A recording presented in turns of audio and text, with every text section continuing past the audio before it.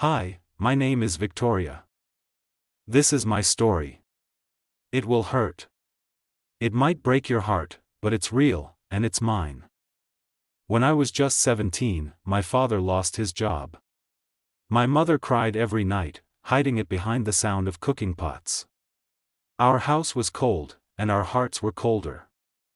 One day, my uncle came to visit. He didn't come with food. He came with a deal. "There's a man in the city," he said. "He's rich. He wants a young bride." My mother's hands trembled. My father looked at the floor.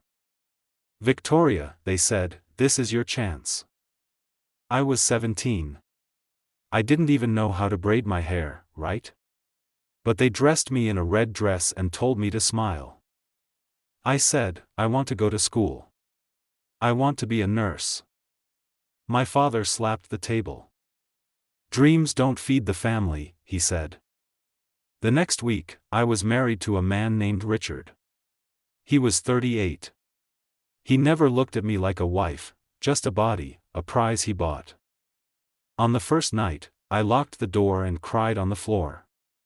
But the door didn't stop him. Nothing ever did. I whispered to myself, just survive. One day at a time. But days became years, and things got worse. He didn't just hurt me with his hands. He hurt me with his silence, with his words. "You are ugly. You are useless.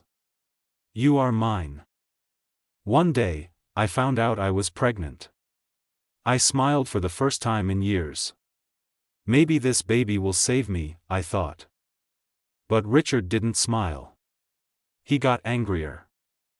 One night, he came home drunk. I was 6 months pregnant. He threw a glass at the wall. It shattered like my hope. "I told you not to keep it," he growled. I ran to the bathroom, locked the door, and held my belly. "Please," I whispered. "Please stay alive." But the next morning, there was blood. So much blood.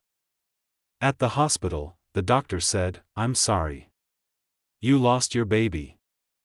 Something inside me broke. Not just sadness, rage. When I returned home, I was silent. Richard looked at me like trash. "You can't even be a mother," he spat. "What good are you?" I didn't answer. I didn't cry. I just stared. That night, I made a plan. I started saving coins, hiding them in the cracks of the kitchen wall. I spoke to a woman at the clinic. Her name was Sarah. She gave me a number, a place, a shelter. It took me 3 more months.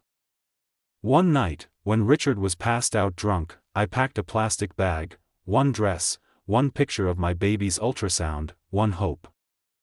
I ran. I stayed at the shelter. I cleaned floors. I slept on a mattress on the ground. But for the first time in years, I slept without fear. Every morning, I made tea for the other women. We were all broken, but we were alive. One day, I saw a little girl at the shelter.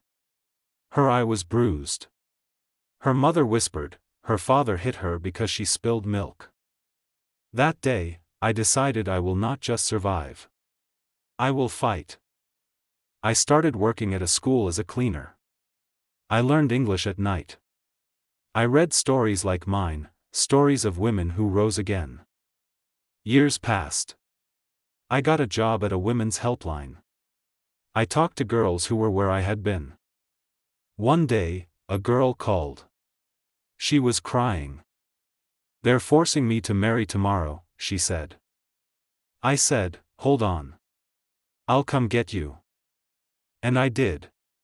Now I run a small shelter called The First Step. We have 10 beds, 3 volunteers, and a wall covered in drawings made by children who smile again. I still cry sometimes when I remember my baby, when I see girls too young to understand pain carrying it like chains. But I also smile, because I am not that girl in a red dress anymore.